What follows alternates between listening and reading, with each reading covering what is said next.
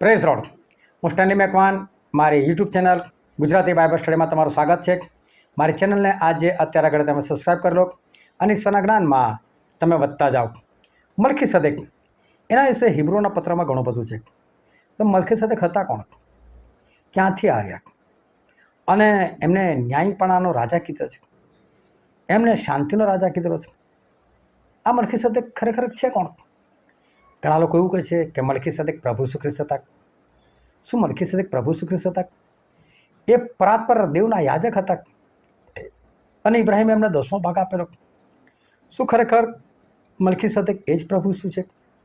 આ મલ્કીસદેક કોણ છે? એનું ખરું રહસ્ય શું છે? એ જાણવા માટે આ વિડીયોને તમે આખો જુઓ.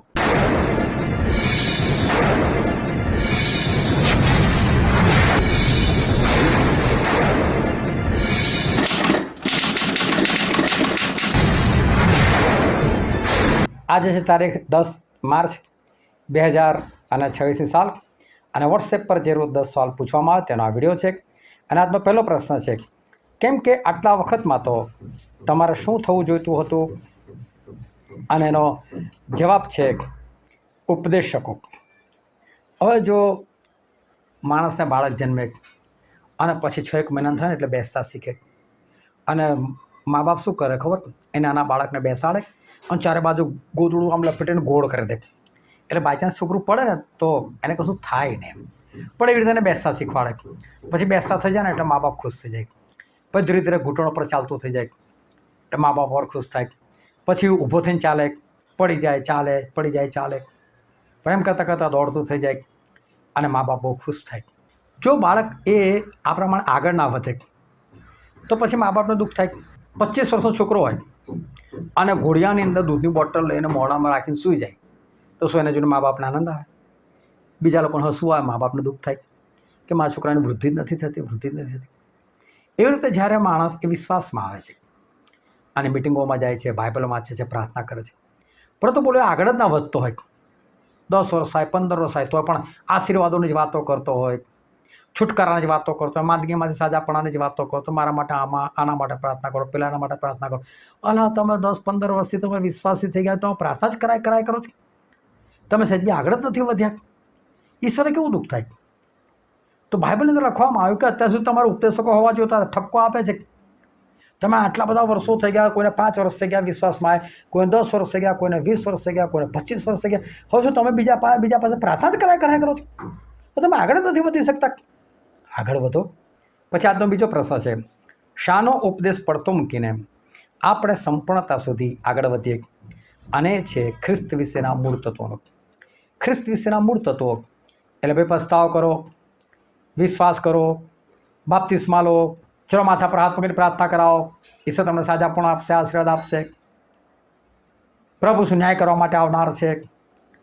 આવા બધા જે ઉપદેશો છે એ શરૂઆતના ઉપદેશો છે કે નવો માણસ હોય ને એને આ બધું આપણે આપીએ, પરંતુ તો આગળ વધવાની જરૂર છે.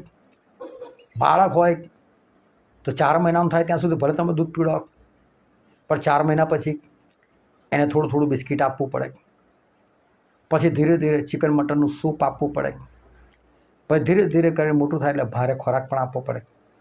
અને માણસો ખાલી દૂધ જ પી કરે થોડું ચાલે, પછી એનું પેટ ના ભરાય. તો બાઇબલ આપણને શીખવાડે છે કે તમે ક્યાં સુધી અપૂર્ણ રહેશો.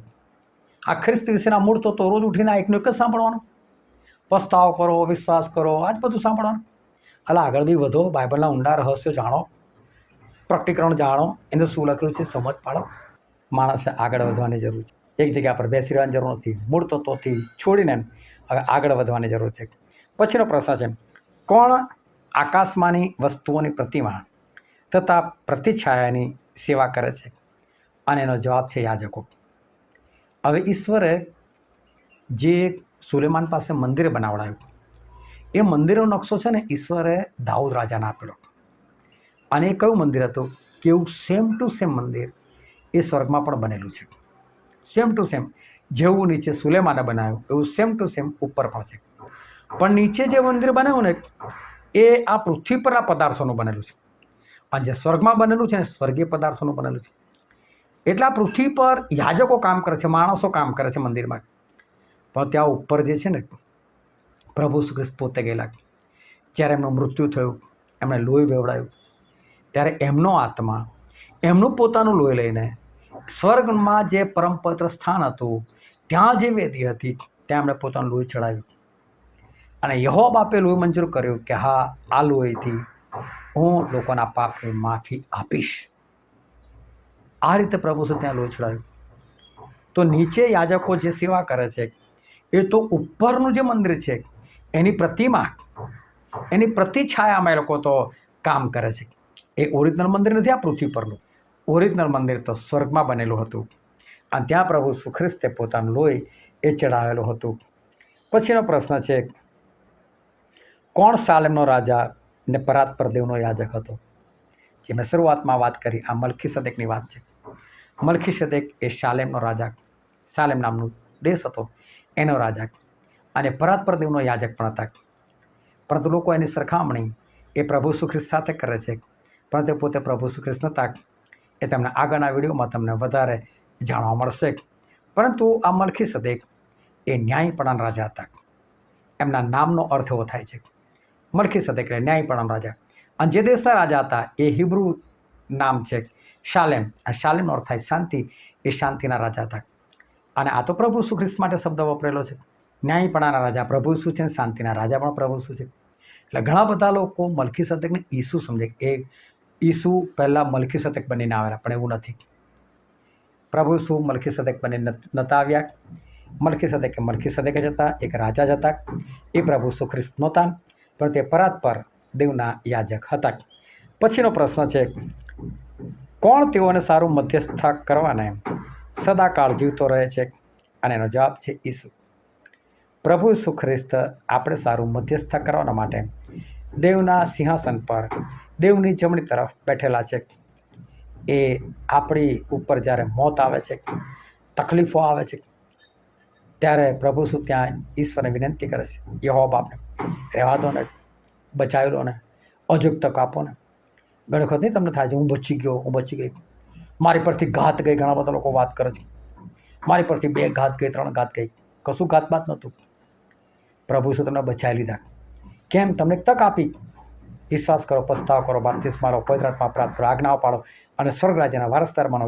એના માટે ઈશ્વર તમને તક આપી. એ આપણે સારું મધ્યસ્થતા કરે છે અને આપણને બચાવે છે. પછીનો પ્રશ્ન છે, કોણ પોતે પણ નિર્બળતાથી ઘેરાયેલો છે? અને છે પ્રમુખ યાજક. પ્રમુખ યાજક એ માણસોમાંથી જ બનતો હતો. અને માણસની તકલીફ ખબર પડે. કોઈનું હાડકું ભાગી ગયું હોય ને, અને એમાંથી પસાર થયેલો હોય ને, એ કોઈ બીજાનું હાડકું ભાગે ને તરત યાદ આવે, ના યાર, આ તો બહુ ખરાબ છે, બહુ ખરાબ વસ્તુ છે. એટલે તમે એ પ્રમાણે પ્રાર્થના કરી શકો. એકવાર મને ટાઇફોઇડ થઈ ગયો. મેં કોઈ જગ્યાએ રિપોર્ટ નહોતો કઢાયો, અમે દવાખાને જતા જ નહોતા. બધું મારું કામ જ પ્રાર્થનાનું છે.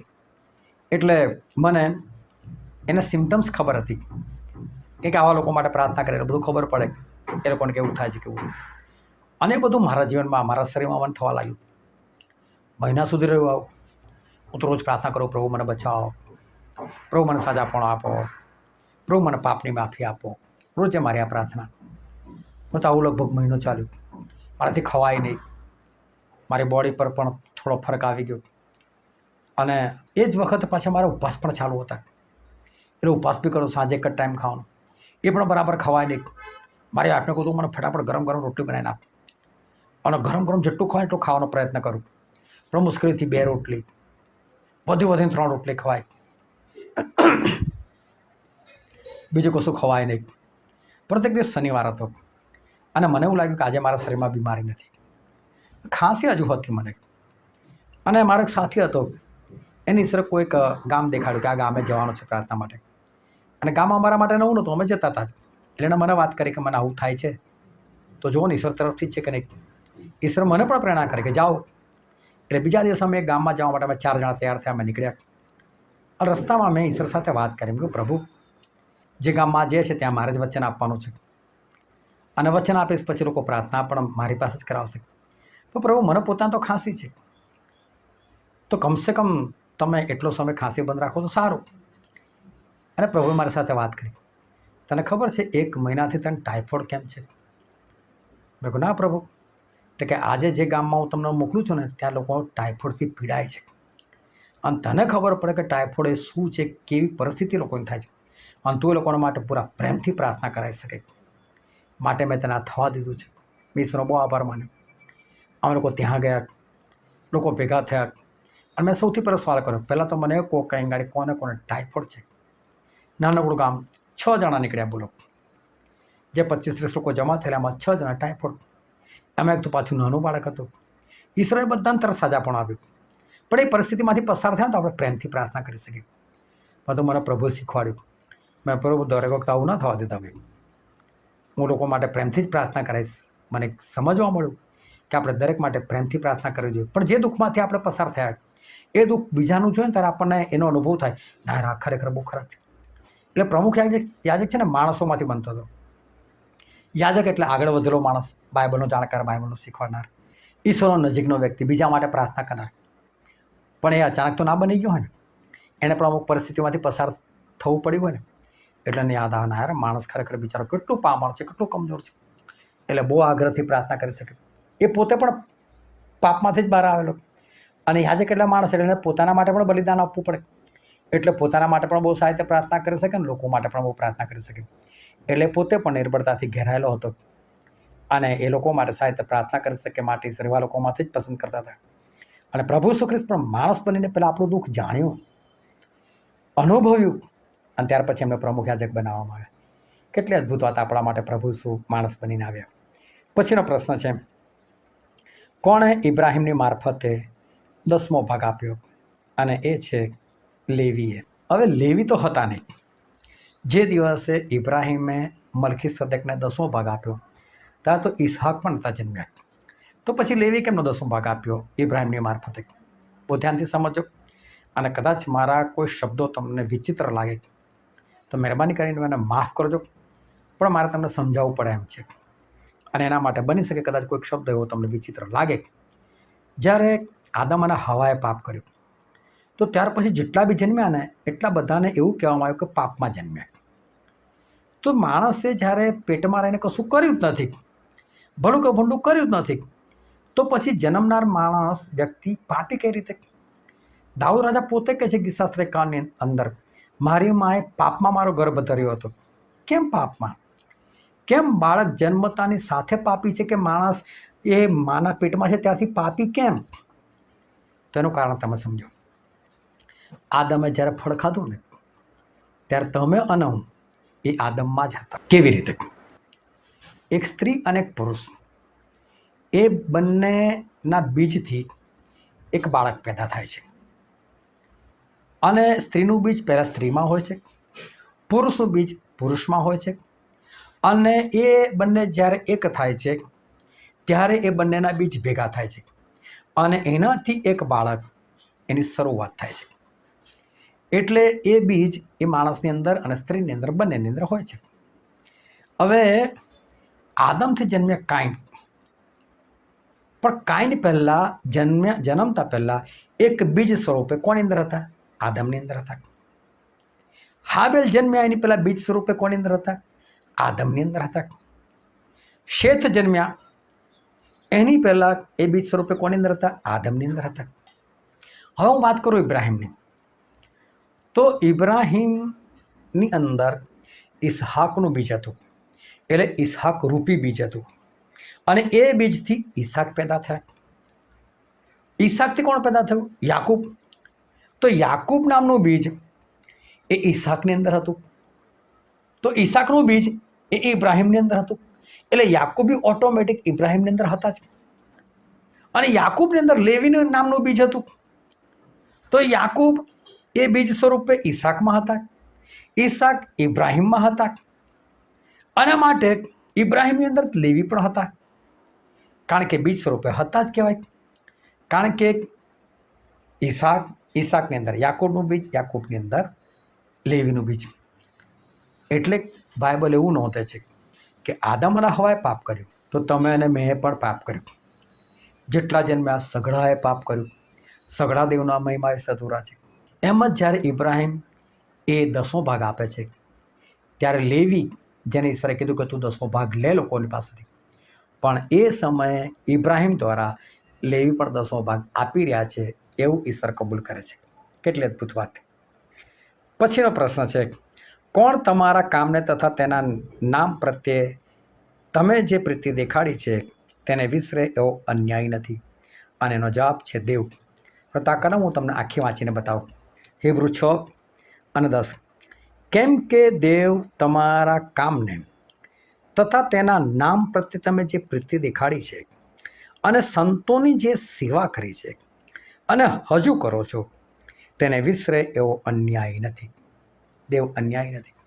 તમે ઈશ્વર માટે જે પણ કામ કરો ને એનું ફળ મળે. ઈશ્વર માટે કરવામાં આવેલું કોઈ પણ કામ નિરર્થક નથી.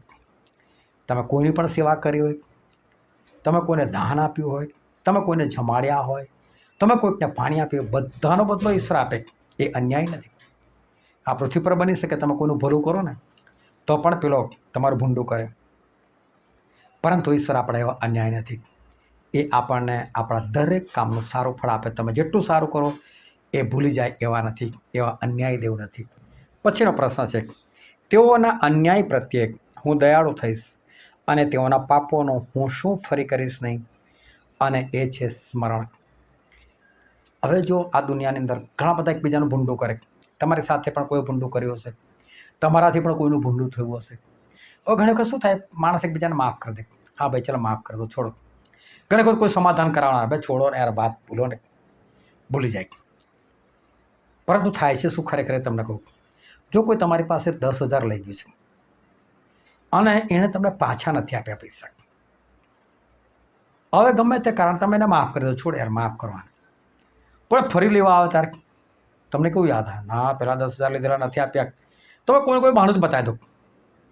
એટલે ભલે તમે એને માફ કરેલો પણ છતાં પહેલુંનું યાદ તો રાખ્યું ને. પણ આપણા પ્રભુ કેવા છે કે જે દિવસે તમે ખરેખરો વિશ્વાસ કરો, ખરેખરો પસ્તાવો કરો અને પાપોની માફીને માટે તમે જ્યારે બાપ્તિસ્મા લો છો ને એ સમય સુધી તમારા ગમે તેવા ભૂટા કામ, ગમે તેવા પાપો ઈશ્વર ફરી યાદ પણ નહીં કરે. તમને કદી નહીં સંભળાય બેસું તો આવો હતો તેવો હતો, નહીં. એ બધું ભૂલી જાય છે, બધા પાપ ભૂલી જાય છે. પણ ત્યાર પછી કરશો તો પાછા મરશો, ત્યાર પછી પાપ નહીં કરવાના, બચી જવાના. એટલે ઈશ્વર આપણા દરેક પાપ ભૂલી જાય છે, યાદ નથી રાખતા. અને પછી આજનો છેલ્લો પ્રશ્ન છે, જે કોઈ દૂધ પીવે છે તે શાના સંબંધી બિન અનુભવી છે, અને છે ન્યાયપણા સંબંધી. જો દૂધ કોણ પીતું હોય? બાળક પીતું હોય. હવે 2 વર્ષનું બાળક, 5 વર્ષનું બાળક, 10 વર્ષનું બાળક ઈશ્વરમાં આવેલું અને જો દૂધ જ પીતું હોય અને આશીર્વાદોની જ વાતો કરતું હોય, અલા હું બીમાર છું, મને સાજાપણા માટે પ્રાર્થના કરો ને, એવી જ પ્રાર્થના કરો, મારી પાસે નોકરી નહીં, ભાઈ પ્રાર્થના કરાવો ને, મને યોગ્ય પાત્ર મળતું નથી, પ્રાર્થના કરાવો ને, બાળક નથી થતું, પ્રાર્થના કરો ને. એટલે આ બધી બાળકોની જીદ છે. જે પરિપક્વ હોય ને, મને મળે કે ના મળે, ઈશ્વર મારો ઈશ્વર, અર્થ ખાસ બધા એમને આજ્ઞા પાડ્યા કરો. યોગ્ય પાત્ર મળે તોય શું, ના મળે તોય શું, બાળક લગ્ન થાય તોય શું, ના થાય તોય શું, બાળક મળે તોય શું, ના મળે તોય શું. એ પરિપક્વ છે, એના બધી વાતોની ચિંતા નહીં થયું. પણ બાળક શું કરે, ના મને આપો ને પ્રભુ, મને આપો ને, એમ જ કર્યા કરે. અને એ ન્યાયપણા સંબંધી એટલે આજ્ઞાપાલન સંબંધી એ બિન અનુભવી છે. કેમ કે આજ્ઞા પાળવાનો કોઈ સમજ જ નથી પડતી, તો બાળક છે. 2 વર્ષના બાળકને તમે શું આજ્ઞા આપો? એ બેટા બહાર ના નીકળતું, એને તમે જ નથી છોડવાનું, કેમ કે બાળક છે બિચારું, બહાર જઈ નહીં શકવાનું. એટલે જે લોકો જો દૂધ જ પીવે છે, ભલે પછી 5 વર્ષથી, 20 વર્ષથી, 50 વર્ષથી ઈશ્વરમાં આવેલા છે, પણ જો દૂધ જ પીવે છે અને બાળક જ છે, તો ન્યાયપણા એટલે આજ્ઞા પાલન સંબંધે અધૂરા છે. અને કોણ બાળક? તો જે આ બધી વસ્તુઓ માગ્યા કરે છે ને એ બધા બાળક છે. પણ જે ઈશ્વર એવું કહે છે, ઈશ્વર તો મને કશું બી ના આપો તો બી તમે મારા ઈશ્વર, એને કહેવાય અનુભવી માણસ. અને મારે જો તમે અનુભવી નથી તો તમે બાળક છો. બાળક છો તો તમારી અંદર શેતાનની વસ્તુઓ ભરેલી છે, એને તમે દૂર કરો અને આગળ વધો. ઈશ્વર તમને આશીર્વાદ આપે. આમીન.